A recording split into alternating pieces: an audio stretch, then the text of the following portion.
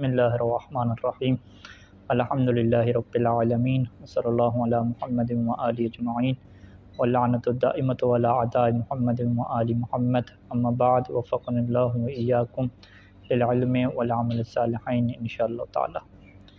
مسئلہ نمبر جو ہے وہ 501 ہے کہ لا یقع الطلاق بالاشارۃ ولا بالکتابۃ مع القدرۃ علی النطق، کہ طلاق واقع نہیں ہوتی اشارہ کے ذریعے سے اور نہ ہی جو ہے وہ کتابت کے ذریعے سے، لکھنے کے ذریعے سے، جب کہ انسان جو ہے وہ نطق بولنے کے اوپر کیا قدرت رکھتا ہو۔ اچھا جی، تو یہ پیچھے بھی بیان کیا تھا اس چیز کو کہ جو بولنے پہ قدرت رکھتے ہیں تو ان کے لیے بھی جو ہے وہ عربی شرط ہے، اگر وہ وکیل کے عربی میں بنا سکتے ہیں۔ تو کتابت یعنی کافی نہیں ہے، کتابت کی اطلاق کافی نہیں ہے، یہ بھی پھر مکتب تشیع کا کیا امتیاز ہو جائے گا کہ ان کے ہاں جو ہے وہ یہ ہے کہ جو پیپر پہ طلاق کے نوٹس وہ جاری کرتے ہیں کہ ایک نوٹس بھجوا دیا لکھ کے، دوسرا نوٹس بھجوا دیا، تو ان کے اوپر ان کی طلاق ہو جاتی ہے، لیکن ہماری جو ہے وہ اس کی طلاق نہیں ہوتی۔ اس کی وجہ کیا ہے کہ یہی مسئلہ 501 ہے کہ طلاق جو ہے وہ اشارت کے ذریعے سے یا لکھ کے کیا واقعہ نہیں ہو سکتی، اس کے اندر کیا خاصیت کیا شرط ہے۔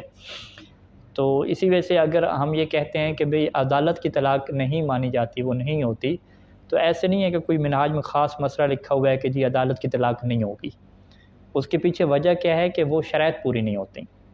تو لہٰذا اگر عدالت ایک ایسی طلاق جاری کرتی ہے کہ جس کے اندر یہ شرائط پوری ہوں، پھر ہم کیا کہیں گے کہ عدالت کی طلاق ہو جاتی ہے۔ لیکن چونکہ ہمیں پتہ ہے کہ عدالت میں یہ شرائط پوری نہیں کی جاتی، یا تو وہ لکھ کے نوٹس بنا کے طلاق کے جاری کی جاتے ہیں، یا اگر زبان سے طلاق پڑھی جاتی ہے تو وہ بھی کیا خاص سیغے نہیں پڑھے جاتے، اور اگر خاص سیغے پڑھے بھی جاتے ہیں تو پھر بھی عادل گواہوں کے سامنے نہیں پڑھے جاتے، اگر عادل گواہ بھی ہوتے ہیں تو پھر بھی خاتون کی شرائط کی رعایت نہیں کی جاتی کہ وہ حیض وغیرہ سے پاک ہے یا پاک نہیں ہے۔ تو اس وجہ سے چونکہ ہمیں پتہ ہے کہ یہ شرائط عدالت میں پوری نہیں ہے، تو ہم کہہ دیتے ہیں کہ جی عدالت کی طلاق نہیں ہوتی، مکتب تشیع میں عدالت کی طلاق نہیں ہوتی۔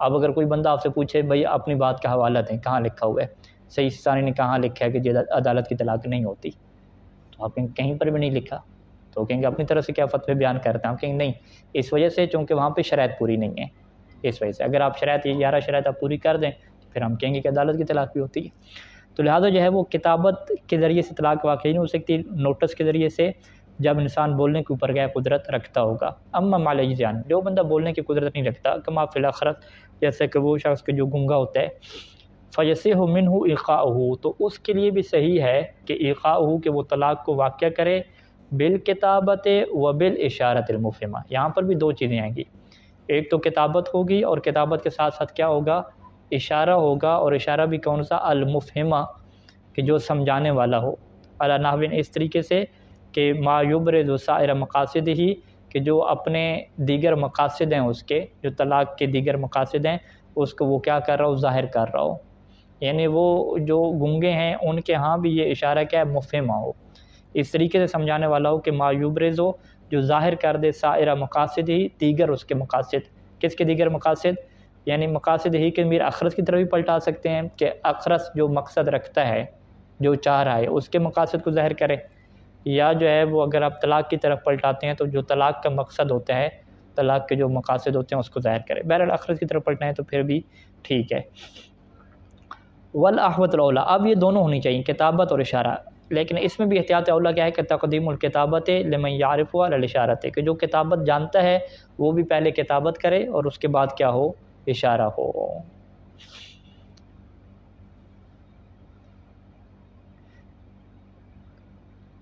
اچھا، یہاں پہ ایک اور سوال یہ پیدا ہوتا ہے کہ اگر جو اخرس ہے فقط اشارہ کرے تو کیا کافی نہیں ہوگا؟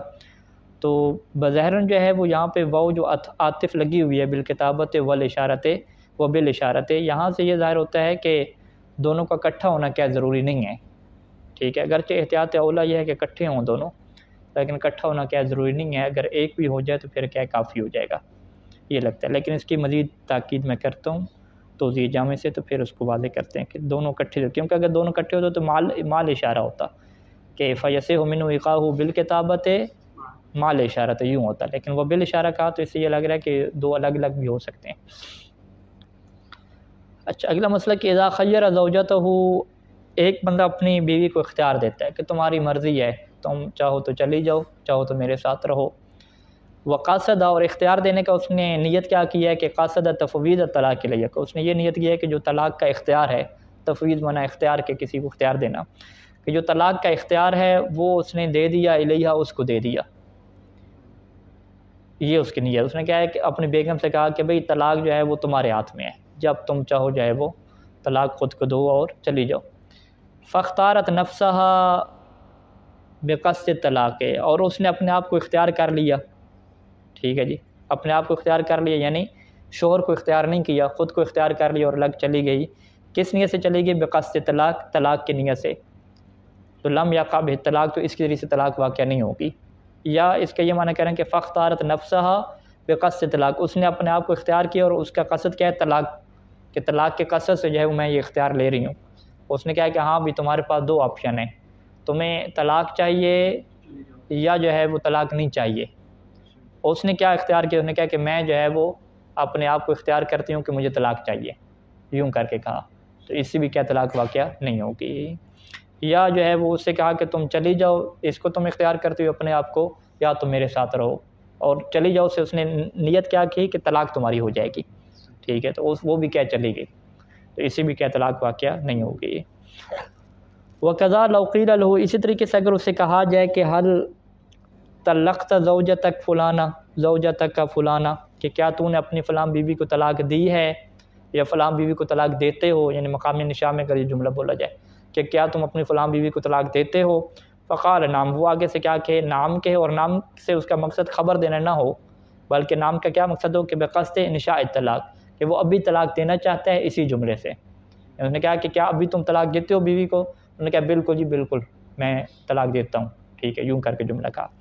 تو یہ جو لفظ نام کہا کہ ہاں، یہ اس نے کس نیت سے کہا؟ بقصد انشاء طلاق کہا، تو فإنه لا يقع بالطلاق، تو اس کے ذریعے طلاق واقعہ نہیں ہوگی. اصل قاعدہ یہ وہی ہے کہ تعلق کا لفظ کیا ہے؟ آنا چاہیے، جو شروع میں کیا بیان کیا تھا. یجوز للزوج، شوہر کے لیے یہ بات جائز ہوتی ہے کہ یوکل غیرہ، کہ وہ کسی دوسرے کو وکیل بنائے، فی تطلیق زوجتہ ہی، کہ وہ اس کی بیوی کو کیا ہے طلاق دے. اب یہ جو وکیل ہے یہ دو طرح سے بنانا ہوگا، کہ بالمباشرت ہے کہ یا تو وہ خود طلاق دے، مباشرہ خود طلاق دے، یا بتوکیل غیر، یا اس نے مطلقاً وکیل بنایا کہ یا خود طلاق دو یا کسی اور کو آگے وکیل بنا دو، کہ وہ کیا ہے آگے مزید کسی اور کو کہے اور وہ کیا ہے طلاق دے دے.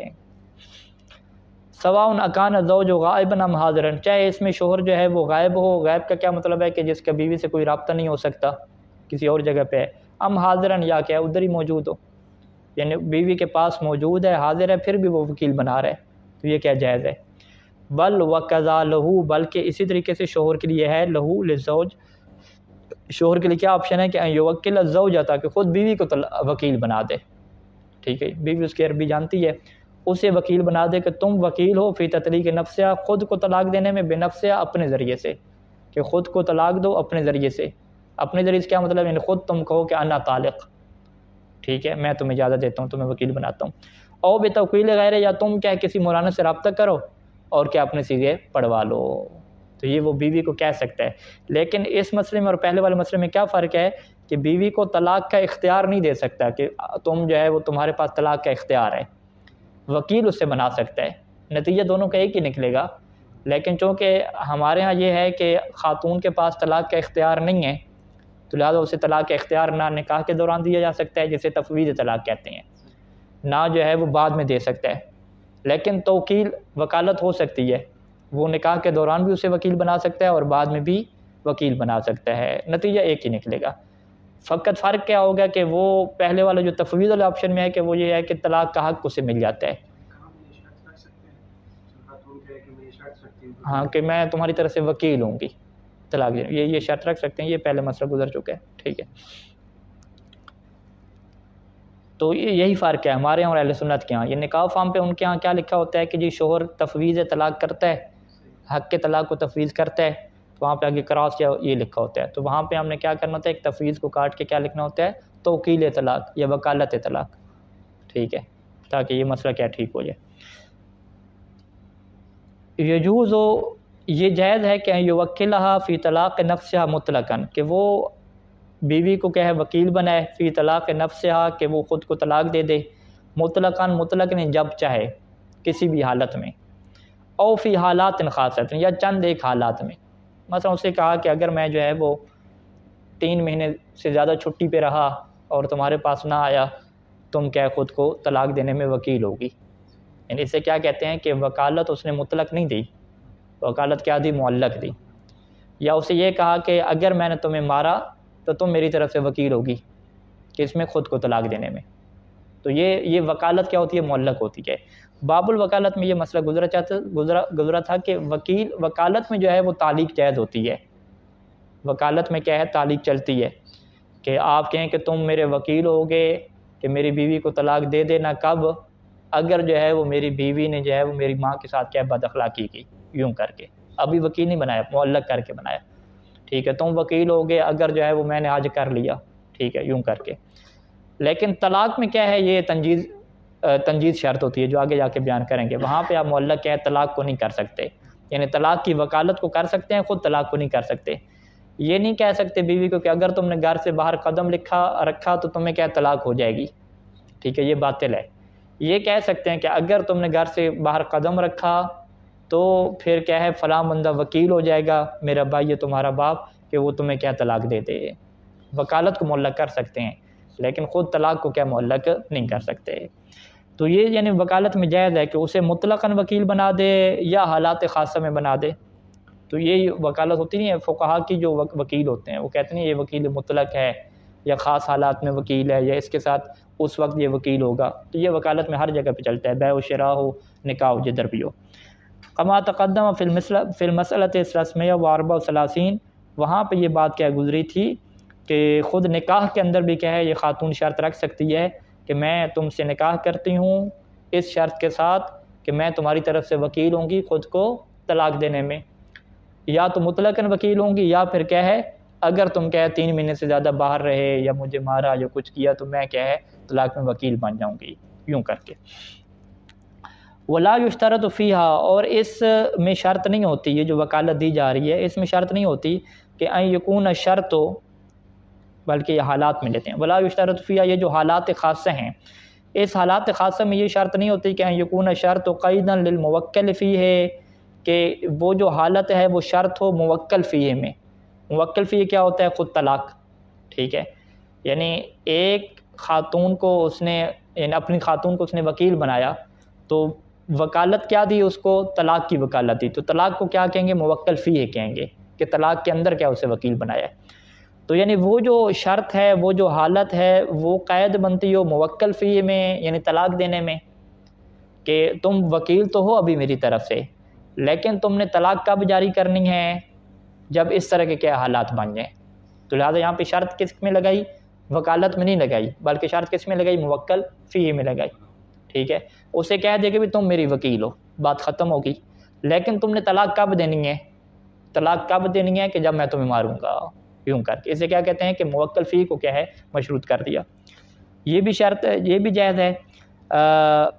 بل یجوز، بلکہ یہ بھی جائز ہے کہ یکون تعلیقا لاصل الوکالت، کہ یہ جو شرط ہے اور وہ جو حالت ہے یہ تعلیق کر دے، معلق کر دے کس کو؟ خود اصل وکالت کو، یعنی اسے کہے کہ تم وکیل بھی تب ہوگی کہ جب یہ حالات کیا آئیں گے؟ پیش آئیں گے، ابھی سے وکیل نہیں ہو طلاق میں، جب ماروں گا تو تم کیا وکیل بن جاؤ گی اس ٹائم پہ۔ یعنی وکالت کو معلق کرے یا موکل فیہ کو معلق کرے، دونوں کیا آپشن ہو سکتے ہیں۔ خود وکالت کو معلق کر سکتا ہے کہ ابھی وکیل نہیں ہو، بعد میں بن جاؤ گی، ایسے حالات پیدا ہوں گے۔ یہ جائز ہے، کہتے ہیں جائز ہے، کیوں؟ لعدم اعتبار تنجیز فیہا، یعنی فی الوکالت ہے، کیونکہ وکالت میں منجز ہونا یعنی ابھی سے وکیل بنانا یہ کیا شرط نہیں ہے۔ کما مرہ فی المسألۃ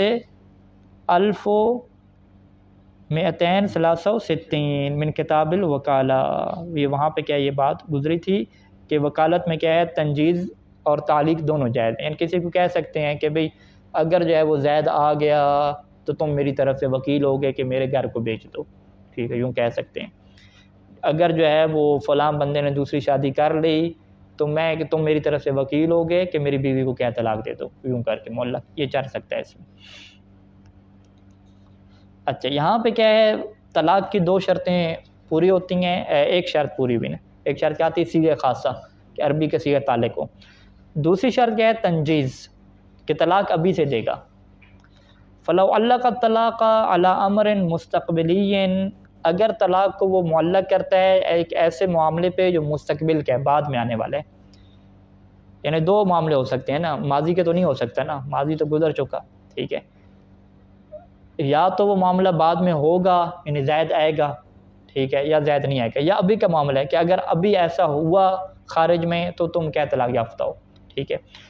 تو امر مستقبل کے اوپر معلق کرتا ہے، تو امر مستقبل کون سا ہے؟ معلوم الاصول، چاہے اس کا حاصل ہونا یقینی ہو، یعنی پتہ ہے کہ بھئی یہ جو کہہ رہے ہیں نا کہ اگر سورج نکلا کل، ہاں یوں اس نے کہا اگر کل سورج نکلا تو تمہیں کیا ہے میں طلاق دیتا ہوں، آپ کو پتہ ہے کہ سورج تو نکلنا ہے ابھی کل، تو امر مستقبل ہے، معلوم الاصول ہے۔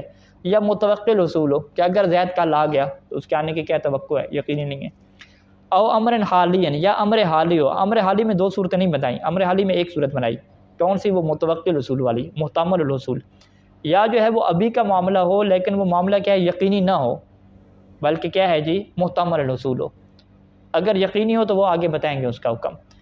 تو اس طرح کی جو تنجیز ہے امر مستقبل پہ ہو، چاہے امر مستقبل یقینی ہو کہ آئے گا، یا جو ہے اس کی توقع ہو، یا جو ہے وہ حال کا معاملہ ہو اور حال کے معاملے میں یقین نہ ہو کبھی یہ ہو چکا ہے، بلکہ کیا ہے شک ہو کہ ابھی پتہ نہیں ہوگا یہ نہیں ہوگا یہ کام، تو یہ والی جو تنجیز ہے نا یہ نکاح کو کیا یہ والی جو تعلیق ہے یہ طلاق کو باطل کر دیتی ہے، یعنی اس طرح کی تعلیق، اسی طرح کا جو معلق کرنا یہ نہیں ہونا چاہیے۔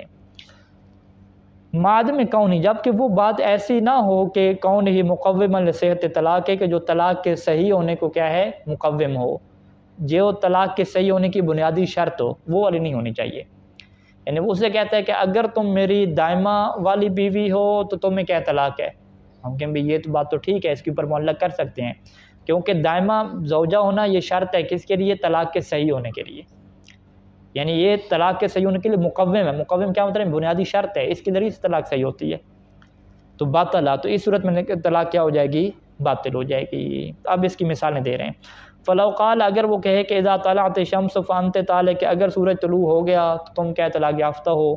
اب سورج طلوع ہو گیا کیا مطلب؟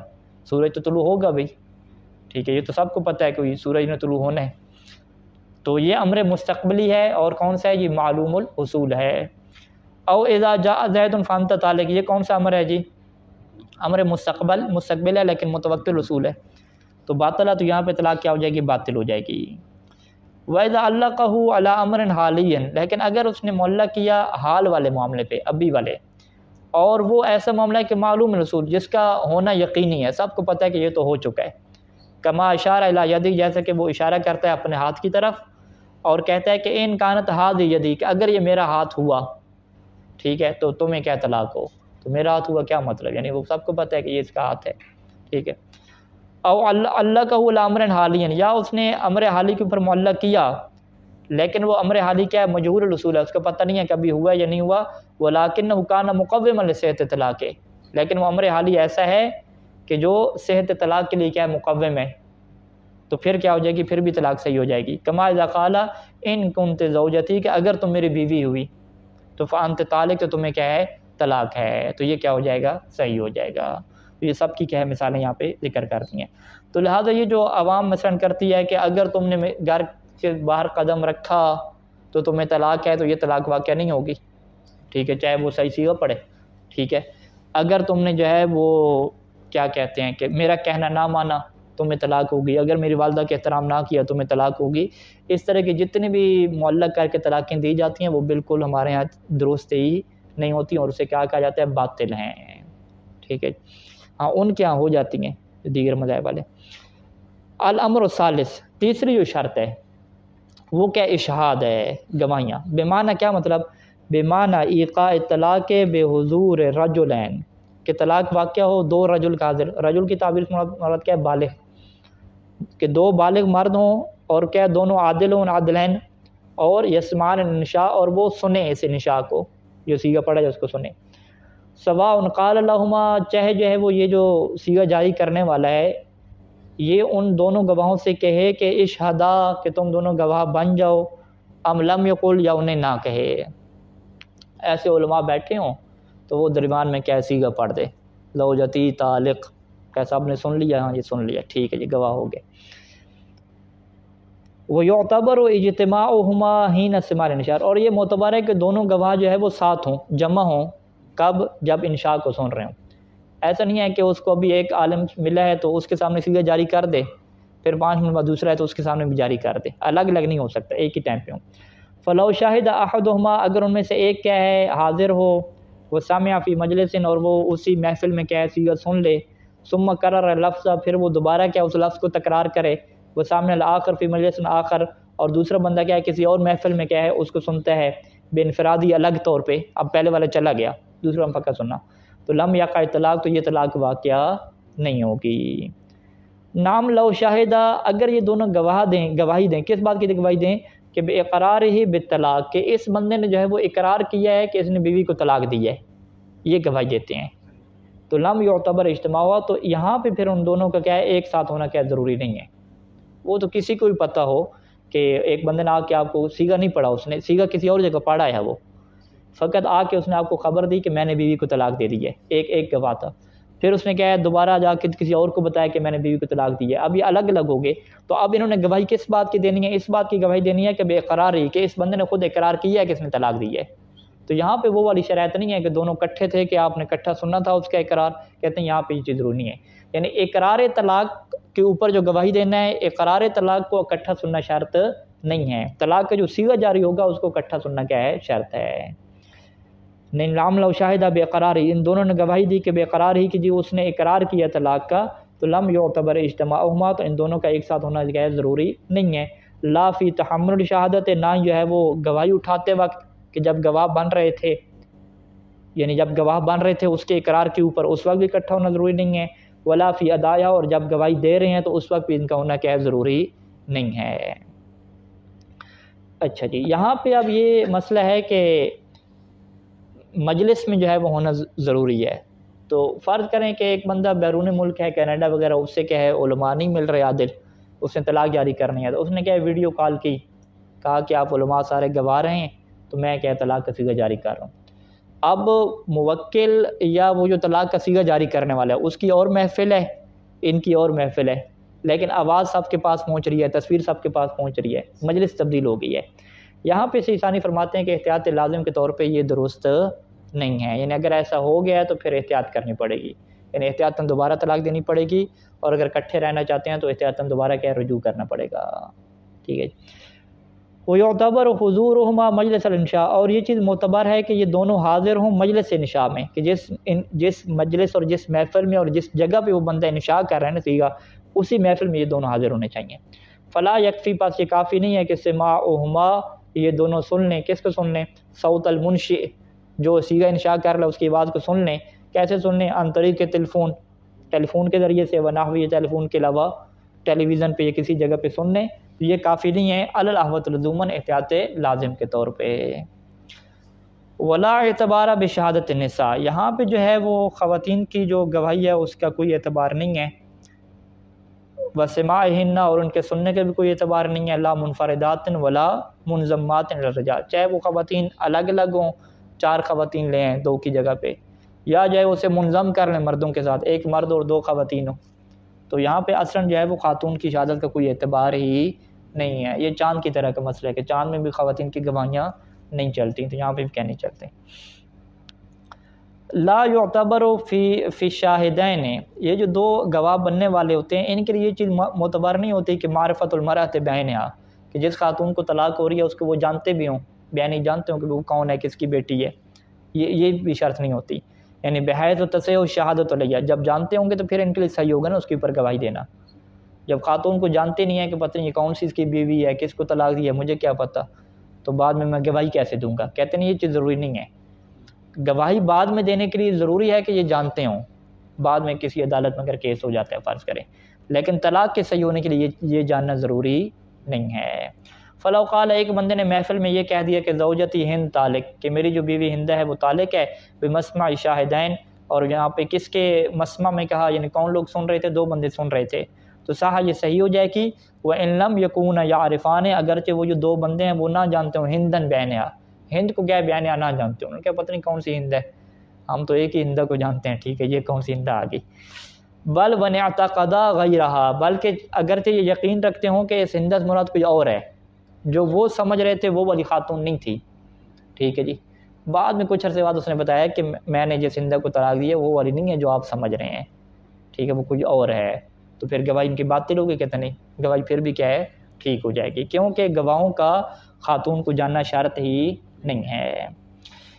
اذا طلق الوکیل عن الزوج، اگر وکیل شوہر کی طرف سے طلاق دیتا ہے تو اب یہاں پہ وہ کہتے ہیں یہ گواہوں کے عدد ہم یوں پورے کرتے ہیں کہ ایک تو جو ہے وہ شوہر ہو گیا، ایک یہ کیا ہو گیا، وکیل ہو گیا، ٹھیک ہے، تو وکیل اور شوہر کو ملا کے 2 گواہ ہو گئے نا پورے، کہتے ہیں یہ چیز ہو جائے گی، کہتے ہیں نہیں یہ کافی نہیں ہے، یعنی اذا طلق الوکیل عن الزوج، شوہر کی طرف سے وکیل جو ہے وہ طلاق دے رہا ہے، لا یکتفا بہ، اس کے اوپر اکتفا نہیں کیا جائے گا وکیل کے اوپر، مع عدل آخر فی الشاہدین، جبکہ شاہدین میں سے ایک اور کیا گواہ لے آتے ہیں، یعنی فرض کریں شوہر وہاں پہ نہیں ہے، فرض مسئلہ یہ ہے شوہر وہاں پہ نہیں ہے تو ایک وکیل ہے، وکیل کے ساتھ کیا ہے ایک اور عادل گواہ آپ رکھ لیتے ہیں، تو یوں 2 ہو جاتے ہیں، ایک وکیل ہو گیا اور ایک عادل گواہ ہو گیا، تو اس کے اوپر کیا اکتفا نہیں کر سکتے۔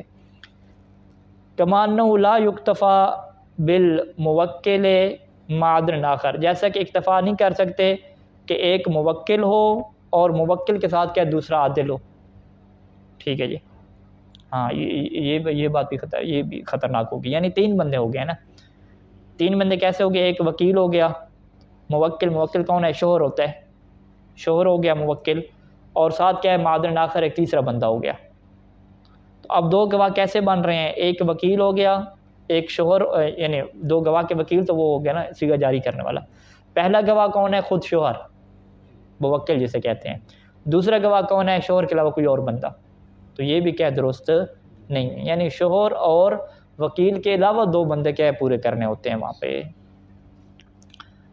وَيُكْتَفَى بِالْوَكِيلِ عَنِ الزَّوْجِ، اور اکتفا کیا جائے گا کہ اگر ایک بندہ شوہر کی طرف سے وکیل ہے، کس بات میں وکیل ہے، کہ فی توکیل الغیر، کہ اس نے کسی اور کو کیا وکیل بنانا ہے، تو وہ اکتفا کیا جائے گا مع عدل آخر، اگر کوئی اور اس کے ساتھ کیا عادل ہے، یعنی ہم یوں بناتے ہیں کہ موکل یہاں پہ موجود ہے لیکن موکل یہاں پہ صیغہ نہیں پڑھ رہا، موکل کس کا، اچھا موکل تو وہ شوہر کو کہتے ہیں نا، اچھا شوہر صیغہ نہیں پڑھ رہا، اچھا وکیل بھی موجود ہے لیکن وہ وکیل بھی صیغہ نہیں پڑھ رہا، کیونکہ اس وکیل کی کیا ذمہ داری تھی کہ تم نے صیغہ نہیں پڑھنا، بلکہ تم نے کسی اور کو وکیل بنانا ہے کہ وہ میرا کیا پڑھے گا، صیغہ پڑھے گا، ٹھیک ہے۔ اب یہاں پہ 2 وکیل ہو گئے نا، 2 وکیل ہو گئے، ایک وکیل جو ہے وہ صیغہ پڑھنے والا، ایک وکیل اس سے وکیل بنانے والا، اور ایک اور کے عادل لیں، تو اب گواہوں میں کیا ہو گیا، ایک وکیل ہو گیا اور ایک اور کے عادل بندہ ہو گیا، تو کہتے ہیں یہ اکتفا کر لیا جائے گا، ٹھیک ہے، حالانکہ وہ جو وکیل ہے وہ موکل ہے نا ایک طرح سے، اس نے کیا ہے اس کو ذمہ داری دی ہے کہ تم کیا ہے وہ نکاح پڑھو، تو یہ والا جو موکل ہے نا جو شوہر کی طرف سے ایک ہوتا ہے، اس کے اوپر اکتفا کر سکتے ہیں، یعنی سیدھے آسان الفاظ میں کیا لکھتے کہ شوہر کے اوپر اکتفا نہیں کر سکتے، شوہر کیا وکیل نہیں بن سکتا۔ عادل سے یہاں پہ کیا مراد ہے جی، کہتے ہیں کہ المقصود بالعدل ہنا ہوا ما هو المقصود به فی سائر الموارد، یہاں پہ عادل سے وہی مراد ہے کہ جو دیگر موارد میں کیا مقصود ہوتا ہے، کہ مما رتب علیہ بعض الاحکام، کے جس کے اوپر بعض احکام بھی مرتب ہوتے ہیں، کہ وہ نماز پڑھا سکتا ہے، آگے کوئی اور گواہی دے سکتا ہے، وہ عادل کی کیا تعریف ہے صحیح ثانی کے نزدیک، وہ منہاج الصالحین جلد اول باب التقلید، وہاں سے کیا تعریف لے کر آ رہے ہیں، یا مجتہد کی کیا عدالت کی بحث ہوئی تھی، کہ ہوا من کان مستقیما، کہ جو بندہ مستقیم ہو، سیدھا چلنے والا ہو، کہاں پہ، فی جادت شریعت المقدسہ، جادہ رستے کو کہتے ہیں، شریعت مقدسہ کے رستے پہ جو سیدھا چلنے والا ہو، لا ینحرف عنہا، اس شریعت کے رستے سے منحرف نہ ہوتا ہو، کیسے بندہ منحرف ہو جائے گا، کافر ہو جائے گا، کہتے نہیں، منحرف کیسے نہ ہوتا ہو، کہ بترک واجب نہ ہو فعل حرام، کسی واجب کو چھوڑ دے یا کوئی کیا ہے حرام کام کرے،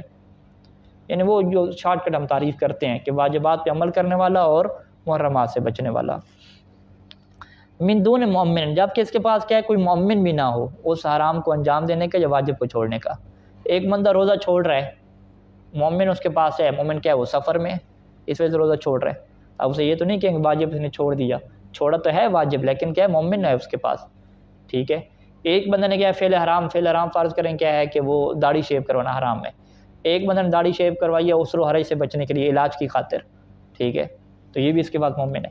یعنی بغیر کسی شرعی مجوز کے مومن، یعنی بغیر کسی شرعی مجوز کے کوئی اگر حرام کام کرتا ہے یا واجب چھوڑتا ہے تو وہ بندہ کیا عدالت سے خارج ہو جائے گا۔ عادل کیسے بنے گا کہ اس کی کیا کرے، پابندی کرے۔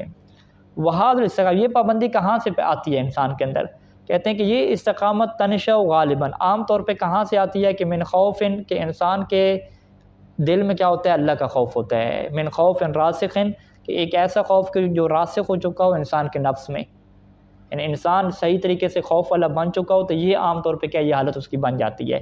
لیکن بعض کا یہ ہوتا ہے کہ انسان کے اندر خوف نہیں بھی ہے، پھر بھی اتفاق ایسا ہو رہا ہے کہ وہ واجبات کی پابندی کرتا جا رہا ہے اور محرمات سے بچ رہا ہے، اگرچہ وہ پکا خوف نہیں ہے۔